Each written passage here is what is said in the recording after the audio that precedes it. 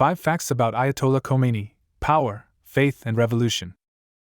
Ayatollah Ruhollah Khomeini was the architect of Iran's Islamic Revolution and the ideological force behind the modern Islamic Republic. He was born in 1902 in the town of Khomeini, Iran. Orphaned early, he was raised in a religious household and educated in Islamic philosophy, jurisprudence, and mysticism.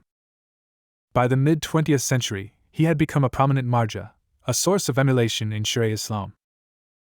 In 1963, he led a public outcry against the Shah's White Revolution, condemning its land reforms and women's suffrage initiatives as anti-Islamic and Western imposed, which led to his arrest and exile in 1964, first to Turkey, then Iraq, and finally France. He disseminated tapes and letters that criticized the Shah's brutality and aligned with the frustrations of Iran's urban poor and religious conservatives.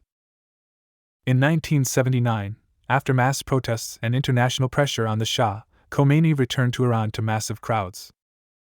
The monarchy collapsed shortly after, and Khomeini became the supreme leader, the highest authority in the new Islamic Republic. Central to his doctrine was Velayat-e Faqih, or Guardianship of the Jurist, which argued that an Islamic jurist should oversee political life in the absence of the Hidden Imam, divinely guided one, that divine law superseded man-made legislation, and that the jurist had a sacred duty to lead the state and protect the moral fabric. Consolidating power, he purged royalists, liberals, communists, and rival Islamists. Civil liberties were curtailed, and the Islamic Revolutionary Guard Corps (IRGC) was formed to enforce ideological conformity. Women's rights were rolled back, and religious minorities, especially Baha'is, faced persecution. Despite repression, Khomeini maintained mass support through nationalism, anti-imperialism, and promises of Islamic justice.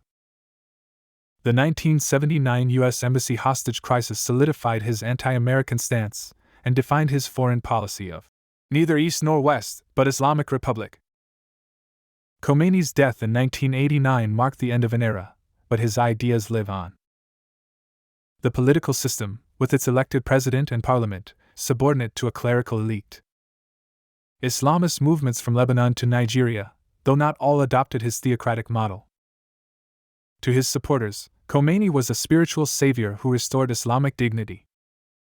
To his critics, an authoritarian who crushed dissent. Regardless, he left a legacy of lasting transformation in both Iran and the Islamic world.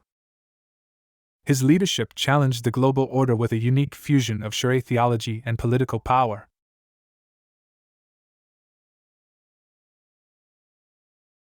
If you liked this video, like and subscribe. Thanks for watching.